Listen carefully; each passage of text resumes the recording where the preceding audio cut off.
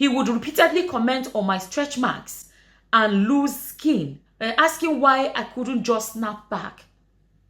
I don't know, I mean, if you watch those videos and see if there was any thing that looked like Nikki needed snapping back, because she was one of those that we couldn't see any, like she looked like she snapped back overnight, right? But the same Nikki, she's saying stretch marks. This is what I'm talking about, evidence. I remember Nikki, when she started doing videos, when she used to do videos, she said she had few stretch marks even before she became pregnant. Need a lot. For stretch marks, I do have pre-existing stretch marks on the sides right here. Jamie saw them and still went ahead and married her. I'm finding it hard to believe that Diana had problems with her stretch marks after babies were born.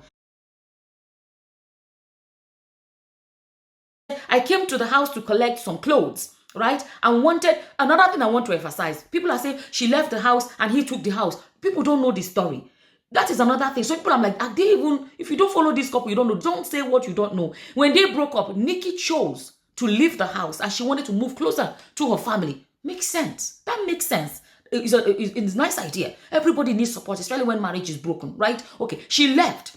Jamie then was even saying that he would have preferred her staying in the house because the house was her dream house or something like that. She loved the house. But when she chose not to keep the house, he then had to get rid of the house. Jamie does not live in that house. Jamie has moved, I think, twice, you know, if I'm not mistaken, since that house. So people are like, he's living in that house. He cannot maintain the house. No, he's not living in that house. He sold it. I just want to clarify, right? Because in this particular video where he was telling her to leave the house, some people thought that he kicked her out of the house. And as you can see with where she wrote it, she went there for something. So at this point, she wasn't living in that house anymore. Jamie was the one that was left with the house. So Jamie was still living in the house. She went there.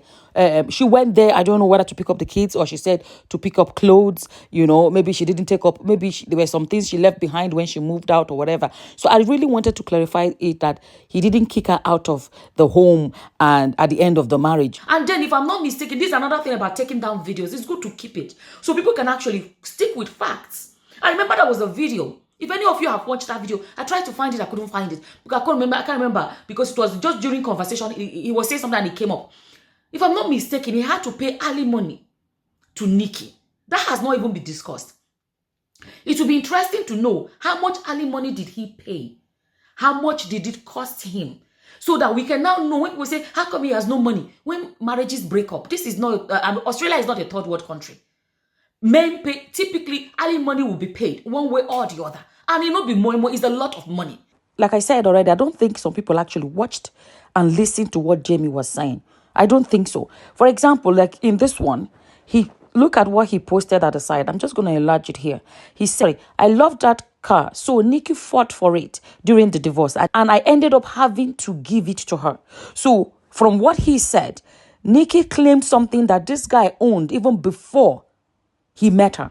If you ask me, right, I don't think Nikki would take a car like this to drive it. Right? She would, because it wouldn't be her kind of car. So she probably sold it. And he is saying he loved the car so much. So I'm thinking to myself, I'm thinking because I'm not in, you see here, I'm saying I'm thinking because I can't say for a fact because this is what I'm just thinking and I'm not in her head or in her mind. If she claimed this car, right, and we know it's not her kind of car and she doesn't drive it or she sold it, personally, it looks like somebody being vindictive. It looks like somebody taking something. It looks like I said, it looks like she took it because she knows how much he loved the car. And when you go to Jamie's channel, right, and you click on the oldest video, you will see the video of that very car. So he owned that car 11 years ago before he even met Nikki.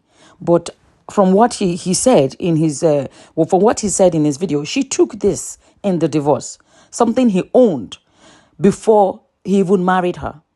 So we have to know, is there actually ongoing alimony being paid? One, and how, you know, there's a lump sum at the beginning. So was it a lump sum he paid? How much was it? And then how much does he have to pay her monthly if there is a monthly payment? And then that way we will know why maybe he is poor. There are a lot of men that after divorce became poor because the alimony, the lump sum was big and then the monthly payment too can be massive, that by the time the man might not start, he may be struggling. So this one, I'm not saying this one is fact now. This other alimony, I don't know what they pay monthly. But I remember there was a video where he said the alimony he had to pay. There was a place I saw it. If any of you know that video, please put it in the comment section, a link, so that we can go check it to get the whole fact correctly. Okay, she said, I came to collect clothes and wanted to have a conversation. He kept calling me slut and to get out of the house. There is no receipt or proof of this. This is what she said. Okay, now, I have noticed people will say, Nikki wouldn't have just smacked Nikki wouldn't have just lashed out. There must have been a reason Nikki lashed out. Okay, she's saying that all of a sudden, from what she's saying, started calling her slut and to get out of the house. If I want to apply that logic now, my question would be like, okay, what happened that brought about, if truly this happened, you can say there's no receipt. Violence we saw, the aggression we saw from her, people say something must have triggered it. Okay, let's apply it now. For him to call her slut or whatever, which is wrong if he did it without proof, but the video there's a proof that she's, what triggered, where did it start from?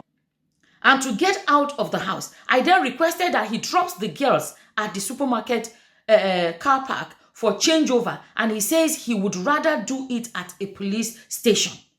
Okay, so from here, she went there. Why didn't she take the children then and leave? Why tell him to bring them to the shopping center car park when you're already there? Why not just take them and leave? We could see in that video, she grabbed the child and she said, you guys are never going to see my children again. So she eventually took the children and left, right? But then why tell him to bring them to the car park? This part, I'm just saying, it doesn't make sense. And he says he would rather do it at a police station. There is absolutely nothing wrong in exchanging children at the police station. Couples do it when there is violence in the equation. Where there is violence.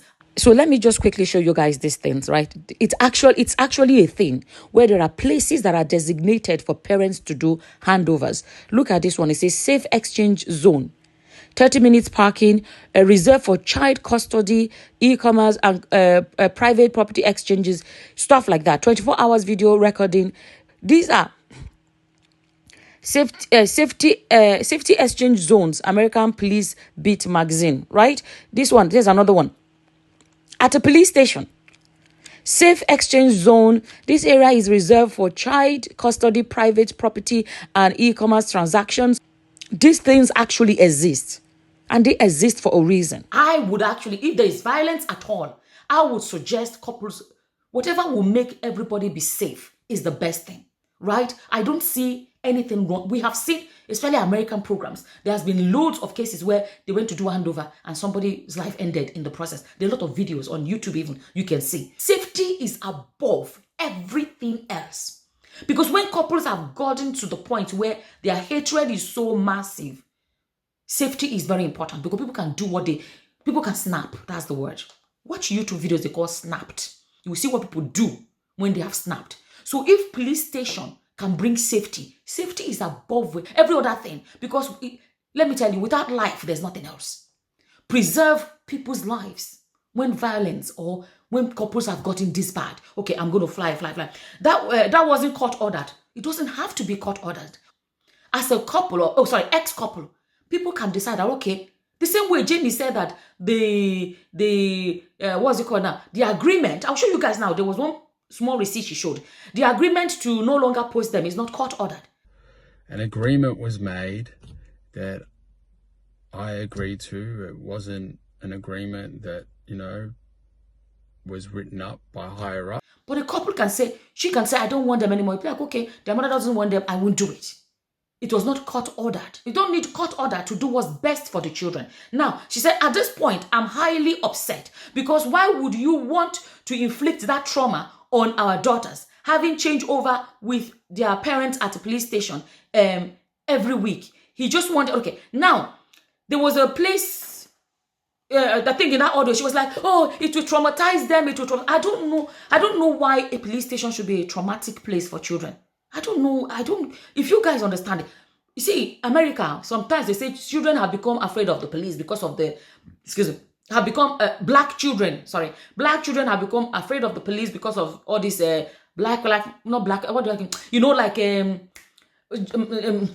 Floyd. and a lot of cases where they say there's racism in the police force. If you tell me a black child in America is afraid of the police, I'll be like, oh, you understand? But an Australian child, I live in Europe, right? Children don't fear. I don't know. Like, there's nothing like the fear of the police station. Children actually love the police because they see them as superheroes.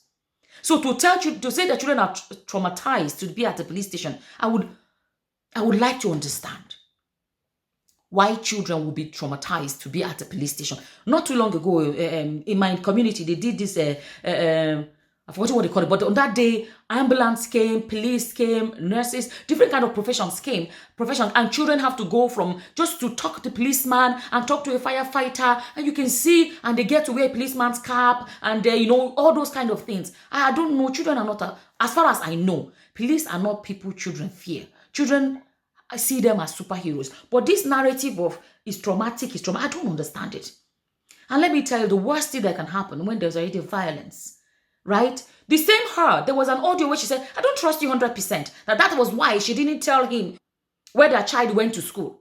And she said, I don't trust you 100%. Why would you keep me from even knowing where Ava goes to kinder? Like, do you know how hard it was? That's for my own safety. I don't trust you 100%. Like, let's be real. Over the years, the only person who's ever been violent is you. Like, there's no reason for you to not trust me. Like, what have I ever done? Because you have a whole lot more to lose than me, yeah? Like, I have a whole lot more to lose than you, is what I'm saying. But there's like, nothing... you don't have family, you don't have friends, like, you're kind of depressed right now, whatever.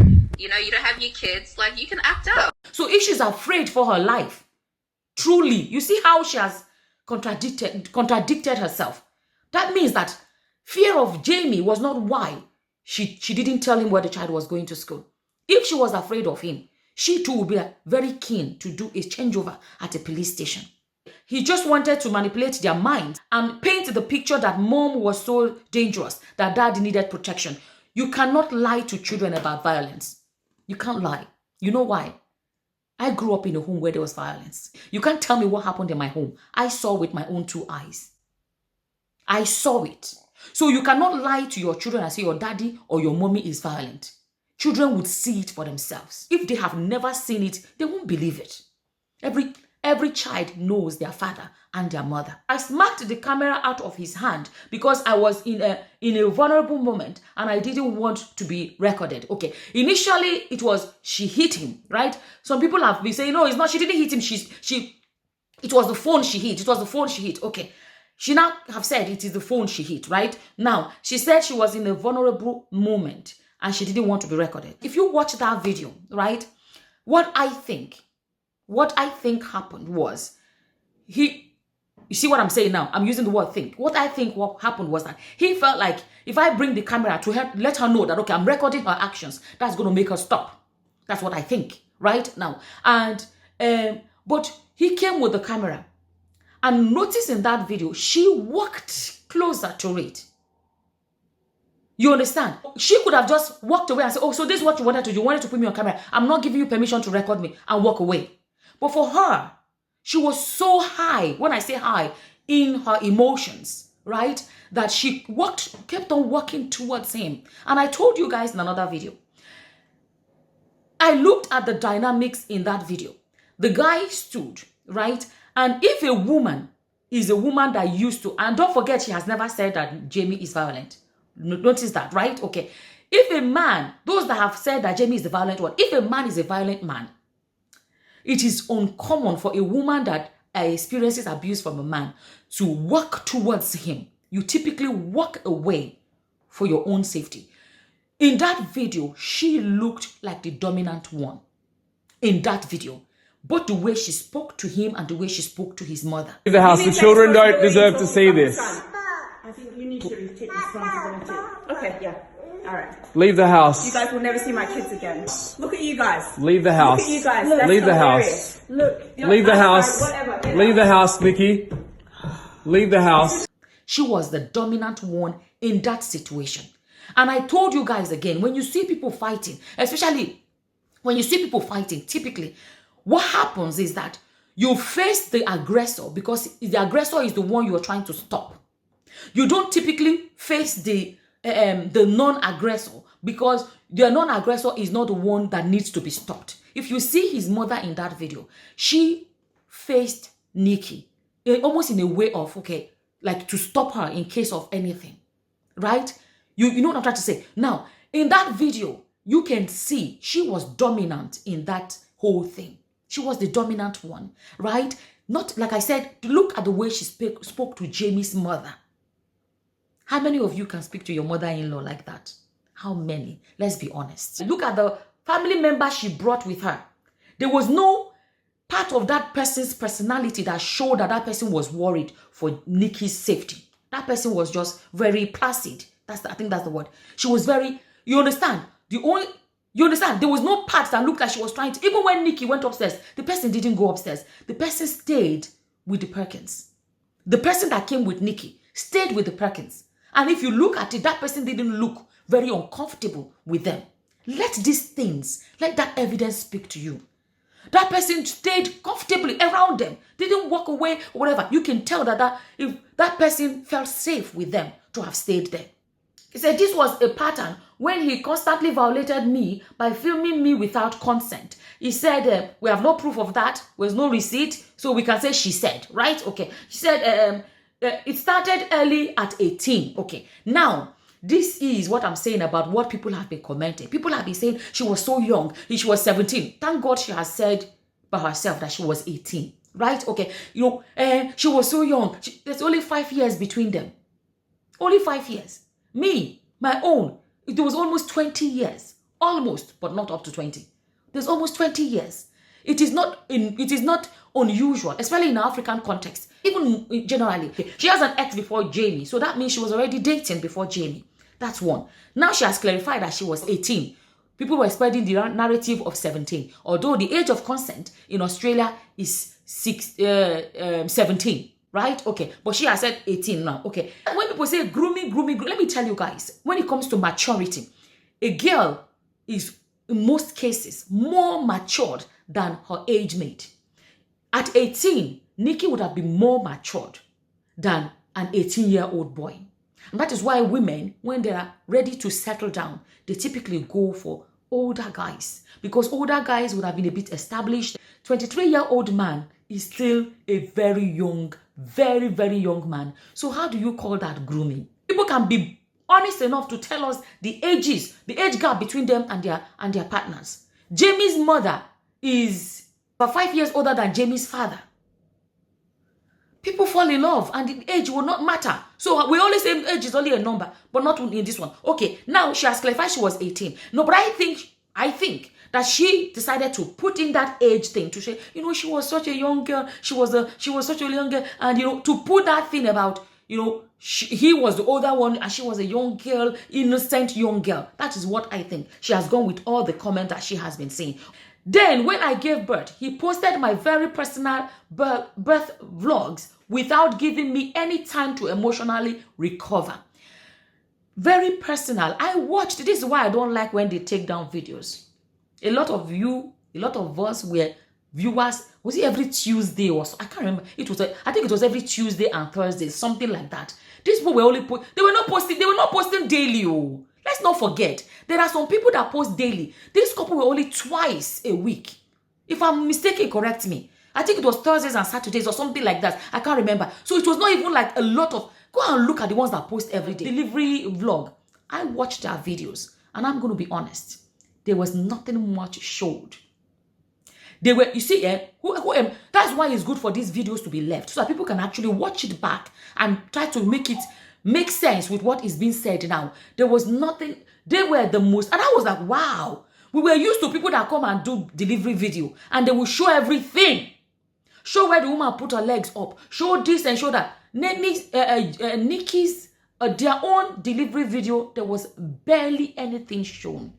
They showed when they went to the hospital, and then I think Jamie's mother went with it. I can't remember. You see, that's why it's good if they left the videos. But I remember that the next thing they showed us was after the baby was born. They didn't show much. None of the pushing. No video of the pushing. No video of any of those personal aspects of a delivery. But now she said very personal. So which part was she saying was very personal? Birth vlog without giving me any time to emotionally recover. I didn't see anything. in their delivery video. I was looking forward to that day and I watched it. They didn't show, they just showed we're in hospital. The next thing they showed was boom, the baby. They skipped so much. And I remember saying, wow, these people are so matured. They didn't even show like the other people that they show everything. Okay, I remember begging him to give me time with our new baby before we share her with the world. But he told me to stop sabotaging the channel. This is what she said. We don't have proof of this or whatever. But guess what? Nikki posted the baby on... Nikki posted on the baby on Instagram few days after the baby was born. Few days after. And don't forget, after the baby was delivered, they didn't post for a while. People were waiting for a while for the delivery. It took a while before they posted it. It was not posted straight away. It would be nice if these videos can be put back so people can go and rewatch and calculate everything. They didn't post. People were waiting. And people started replying to them, writing to them on Instagram. What's going on? What's going on? It took a while. It did not happen like that. But Nikki already posted the baby. Few days later, you know, she posted the baby on Instagram. When the cameras were rolling, Jamie was very sweet to me. But behind the lens, he was highly critical. My body after children quickly became a main topic. These are accusations because we don't have proof of that. But I'm looking. A lot of us watched their videos. There was barely any difference that we saw after she had the baby. People were commenting about how blessed she is with her genetics. After she had the baby, there was barely any difference. I remember there was one video she did, and she did this video dressing and wearing different clothes. See, she is blessed with her body is amazing. For her to not say her body, I am confused about that, to be honest with you. He expressed me needing to hit the gym 3 weeks postpartum with Ava. If we don't know if that happened. Like I said, this is an accusation. If we saw proof that this happened, we can talk about that because we have seen, you understand, but we can't tell. Because let me tell you guys, I think that it's easy to say things like this because these things are no-nos. So when I don't know, what if she's saying these things because it's a no-no, society will frown against that if truly he did it. But I'm saying we don't know if it truly happened.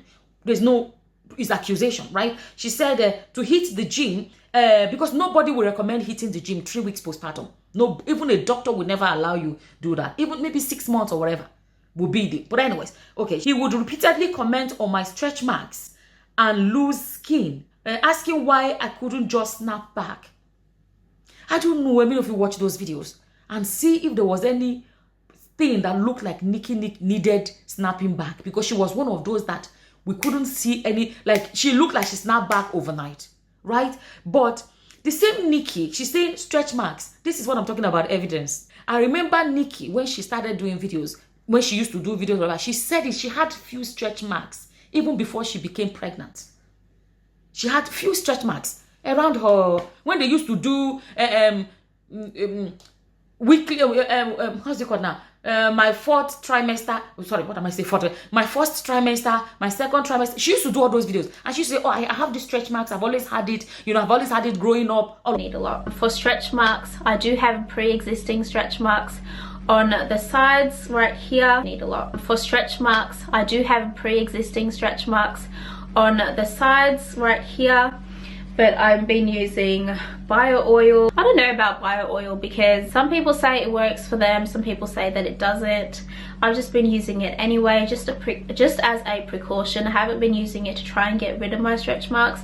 I've been using it to try and prevent new ones from coming up. So yeah, that's what that looks like. If you don't know what bio oil looks like. For my existing stretch marks, I've been using the Frank body scrub, which comes in a packet like this, and I'll just show you. It's a coffee arm scrub, but this one says peppermint for some reason. It's got a peppermint smell. I've got two. The one I have, I'm pretty sure doesn't smell like peppermint, but this is one that my sister got me. This is my sister Ducky. She did a campaign for Frank recently, so hey ducks. She's used Frank and she swears by it. She said that it's reduced her stretch marks to pretty much nothing. So from what Nikki said, she had stretch mark pre-existing is the word she used.